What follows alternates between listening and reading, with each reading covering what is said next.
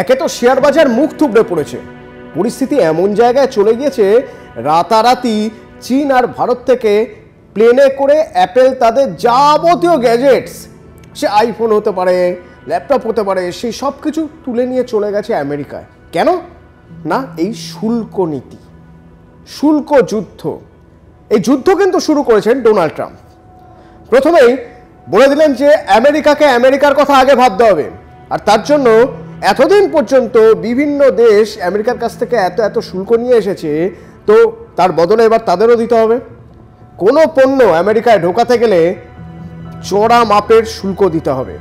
কিন্তু Donald Trump একটা জায়গায় বোধহয় ভুল করছিলেন, বা হয়তো ওভার কনফিডেন্স হয়ে গিয়েছিলেন, যে আমেরিকান ব্যবসাদাররাই বিভিন্ন দেশে, পৃথিবীর বিভিন্ন দেশের মালপত্র তৈরি করে সেইগুলো আমেরিকায় নিয়ে আসেন। সুতরাং ধরা যাক চীন বা ভারত বা বাংলাদেশ বা আফ্রিকান কোনো দেশ থেকে যদি আমেরিকান কোম্পানি মালপত্র তুলে নিয়ে গিয়ে আমেরিকায় বেচে, চাপ হবে তাদেরই। সুতরাং আমেরিকান লোকের চাপ সবচেয়ে বেশি বাড়বে। খাবার জিনিস থেকে শুরু করে, জামা কাপড় পরার জিনিস থেকে শুরু করে, জুতো পর্যন্ত সব কিছু বেশি দামে কিনতে হবে। ট্রাম্প বলছেন ওষুধ আছে, দেখা যাক কোন ওষুধ। কিন্তু শুধু যে একা ট্রাম্প এর মধ্যে জড়িয়ে আছেন তা নয়, ট্রাম্প যে আগুন লাগিয়েছে সেই আগুনে সারা পৃথিবী জ্বলছে। কেন না, ট্রাম্প সরাসরি নিশানা করছে চীনকে।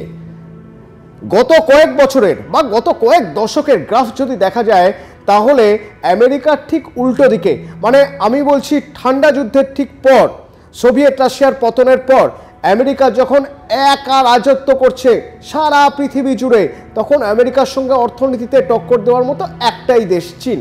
তো ডোনাল্ড ট্রাম্পের পাখির চোখ ছিল চীনকে যেভাবেই হোক ডাউন করতে হবে, এবং চীনকে ডাউন করার জন্য প্রথমেই সব দেশের উপর শুল্ক চাপানোর সঙ্গে সঙ্গে কি করলো না, প্রথমে শুল্ক চাপিয়ে দেওয়া হলো চীনের উপর।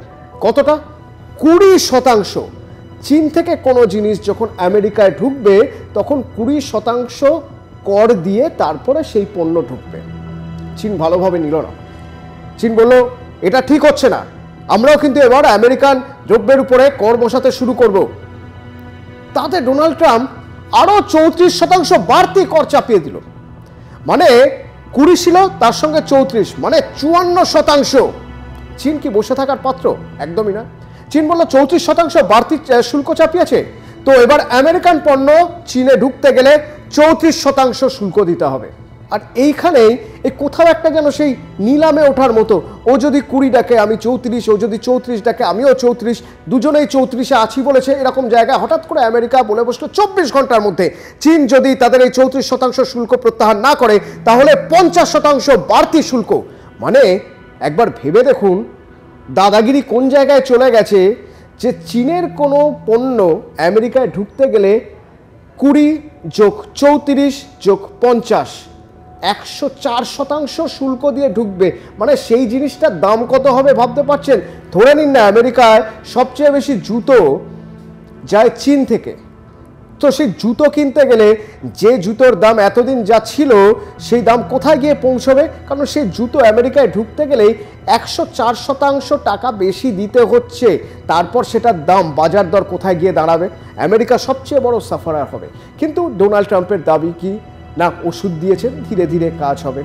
এবার কথা হচ্ছে আমেরিকা চীনকে এত ভয় পাচ্ছে কেন?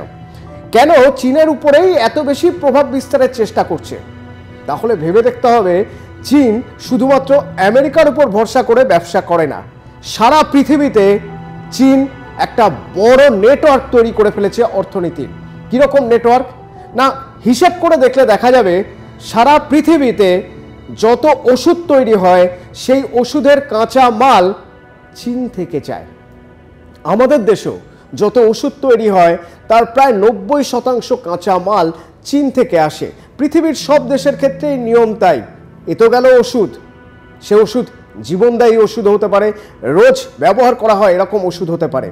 এবার আসা যাক, এই যে আমরা যন্ত্র নির্ভর হয়ে পড়ছি, সে ইলেকট্রনিক্স গ্যাজেটের যত কাঁচা মাল, র মেটেরিয়াল বা চিপ, মাইক্রোচিপ সবচেয়ে সস্তায় কারা দিতে পারে? চীনের কোম্পানি। সুতরাং পৃথিবীর যে কোনায় আপনি ফ্যাক্টরি বসান না কেন, যে কোনায় আপনি উৎপাদন করুন না কেন, আপনাকে তো কাঁচামাল নিয়ে যেতে হবে চীন থেকে। চিপ, মাইক্রোচিপ নিয়ে যেতে হবে চীন থেকে। সুতরাং চীন বাণিজ্যে অপরিহার্য। জুতোর কথা তো আগেই বলেছি, আরও শুনবেন। এখনো পর্যন্ত পৃথিবীতে সবচেয়ে বেশি বাণিজ্য হয় জলপথে, অর্থাৎ পণ্যবাহী জাহাজের মাধ্যমে। পৃথিবীর 50% পণ্যবাহী জাহাজই তৈরি করে চীন। সুতরাং ভাবুন, চীনের উপর ভরসা না করে আপনি কোথায় যাবেন? সারা পৃথিবীর মানুষ বা সারা পৃথিবীর সব দেশ চীনের উপর ভরসা করে, কারণ চীন অর্থনীতি এইভাবেই চাঙ্গা রেখেছে যে অপরিহার্য কিছু জিনিস যা না হলেই নয়, সেই সব কিছু চীন থেকে যায়। এইখানেই ট্রাম্পের রাগ। এখানে আমেরিকার দাদাগিরি খর্ব হচ্ছে। আমেরিকার সব আছে, কিন্তু বাণিজ্যে এইরকম একচেটিয়া মনোপলি ব্যবসা নেই যে আমেরিকার এই জিনিসটা না হলে চলবে না, আমেরিকার ওই জিনিসটা না হলে কোনো দেশের চলবে না। যেখানে চীনের ক্ষেত্রে দেখা যাচ্ছে, চীন যদি ওষুধের কাঁচামাল সরবরাহ বন্ধ করে দেয় তাহলে সংকট তৈরি হবে। চীন যদি ইলেকট্রনিক গ্যাজেটসের র মেটেরিয়ালস দেওয়া বন্ধ করে দেয় বা উৎপাদন বন্ধ করে দেয়, সমস্যা হবে। পৃথিবীর বড় বড় কোম্পানিগুলো সমস্যায় পড়ে যাবে। সে টিভি বানানোর কোম্পানি হোক, রেফ্রিজারেটর বানানোর কোম্পানি হোক বা মোবাইল বানানোর কোম্পানি হোক। সুতরাং চীনের উপর অনেক দেশই ভীষণভাবে নির্ভরশীল, আর সেই কারণেই চীন পাল্টা দাদাগিরি করতে পারছে, যা অন্য দেশগুলো সেভাবে পারছে না। আমেরিকার উপর দাদাগিরি করছে, আমেরিকাকে ছাপিয়ে যাওয়ার কথা বলছে। আমেরিকা যদি বলে 34% শুল্ক দিতে হবে, তাহলে চীন বলছে বেশ, তাহলে 34% শুল্ক তোমাকেও দিতে হবে। আমেরিকা যদি বলে যে আরও 50% চাপালাম, তখন চীন বলছে বাহ, এই যে ব্ল্যাকমেল করছে ট্রাম্প, এটা তো প্রমাণিত হয়ে গেল, তাহলে আমরাও ছেড়ে কথা বলবো না। এই বলার ধকটা চীনের আছে, তার কারণ বিশ্ব বাণিজ্য মানচিত্রে চীন বেশ কিছু পণ্যের ক্ষেত্রে একচেটিয়া ব্যবসা করছে, আর এটাই ট্রাম্পের কাঁটা।